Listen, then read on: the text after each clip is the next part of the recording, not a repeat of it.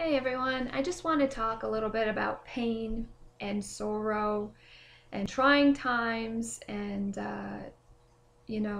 how to push past the pain and be able to kind of come to the other side with God's help.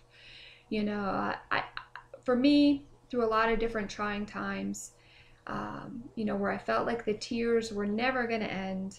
I was always going to be totally overcome with sorrow.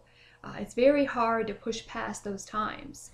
And sorrow can really act like a tidal wave that can just like come up upon you and threaten to completely take you out. It's so overwhelming and all encompassing at times that, I know for me, I remember crying for so many days that I was literally walking around on my job in the day to day with like these swollen shut eyes from having cried so much. And, people say to me, how do you push past the pain and kind of get to the other side? Well, you can do that with God's help. But what you need to do is you really need to take um, the pain and you got to replace it with something. So, what do you replace it with? You replace it with the truths of the situation, the truths of who God is and what He can do for you. And, some of these, and this was hard for me to learn at first because, like I said, in those trying times, I mean, you really feel like it's never going to end.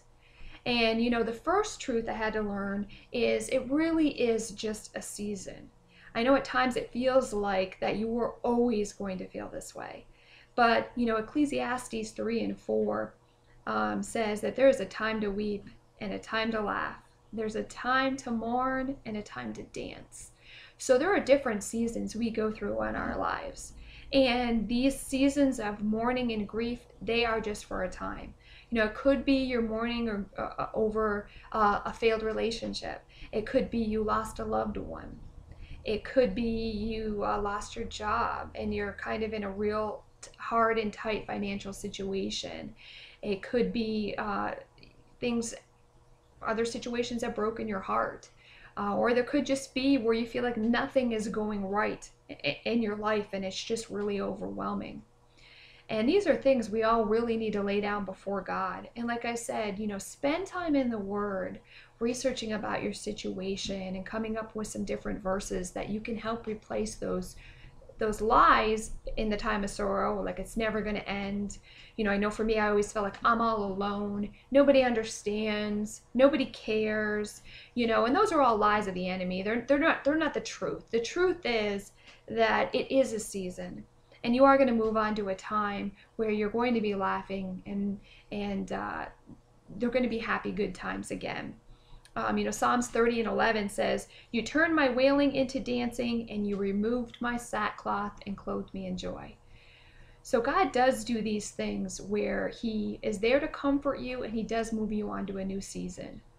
And that's the second truth, is that God is present. You're not alone. He's there.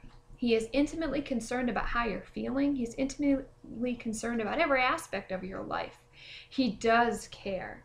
And those tears that you're crying that you think are wasted, He collects them, and they are very, very precious to Him. And if you allow Him to, He will use these hard times for His divine purpose. Matthew 5 and 4 says, "Blessed are you who mourn, for they are comforted." God is there to comfort you. Psalms 147:3, He heals the brokenhearted. He bandages their wounds. Psalms 56 and 8, "You keep track of all my sorrows. You've collected all my tears in your bottle, and you've recorded each one of them in your book." So He does care. He is present. You're not alone. And He does understand you to such a level that nobody else anywhere could ever understand you, because He made you. So He understands exactly what's going on in your heart. He understands exactly what's going on in your mind. And the next truth is that God will use this time to mold and craft and shape your character to make you a better person. So, you may feel like, well, hey, instance of a failed relationship, I loved and I lost. What a waste. What I try to do, especially if I had a relationship that didn't go the way I wanted it to, or it kind of all fell apart or failed, is I want to replace that lie with the truth of I'm better off to have, I may have loved and lost, but I'm better off to have loved and lost. I'm a better person on the other side. And I really try to look for lessons I've learned, character traits that are strengthened now because of what I had been through, to be able to come onto the other side and say, you know what, it might have been a really hard time, but I'm a better person over on this side. And the final truth, which, you know, for me was very, very, very hard to learn, was that God needs to be your source of everything. And the problem when God isn't your source and you're putting your source and where you feel validated in, whether it's people, it could be your boyfriend or girlfriend or your spouse, it could be in your kids, like your role as a mother or father, you know, it could be in your job you're putting your validation in, or maybe in things you think you're good at. The problem with all of that is there's times when we don't have control over things. You could be really great at your job and you could be, you know, your identity could be in your job, but then the company, something happens financially to the company that doesn't have anything to do with you, and it ends up shutting down.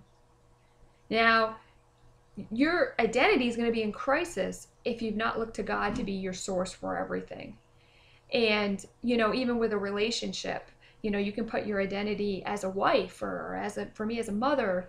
And God really brought me to a place where I kind of lost everything. And through different situations where I couldn't, my identity was shaken to the ground of, you know, I couldn't rely on my identity as a mother or as a wife or as a worker. You know, I didn't have a job, I didn't have a house, you know, things like that. And what I had to realize is that who I am and my worth is not contingent on any of those things. And when you look to God as your source of who you are, I'm a child of the Most High God, I'm the kid of a king.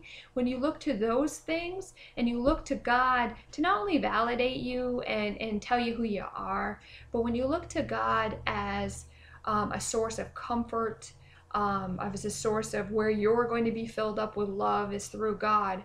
And when you come to that place, when relationships fail, because you were going to God to get your source of love anyway, they're a little, you know, they're a little easier to take. Obviously, you're still sad. Obviously, it's still very upsetting.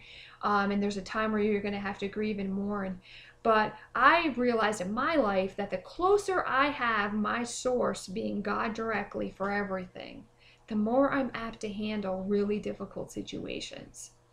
Because, you know, I not only can look at all the things that God's done for me in the past and said, well, you know, I moved into a house with 4 kids as a single mom with absolutely no furniture and no money and nothing. And God provided an entire house of furniture. He fed us. He took care of us. I can rely on that, you know, things He's done.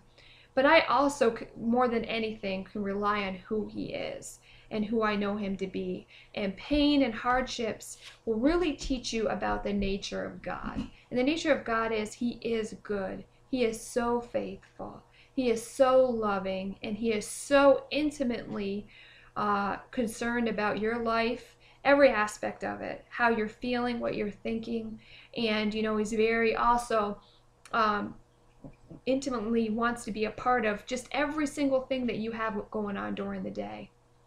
So when those times rear up where, you know, pain and sorrow seem like they're going to completely level you, replace those lies that seem to flood your mind, that no one cares, that you're alone, it's never going to end, with things that are true. And like I said, for me, it always helped me to take my situation and try to search the Bible for different scriptures and really write them down and keep them close, so that when you feel that wave up of sorrow or fear, or, you know, the chaos that the you know, waves start to bring because you're feeling that sorrow come down upon you again, reach for those scriptures, read them, realize that God is there to comfort you. He does care, and you are absolutely not alone ever.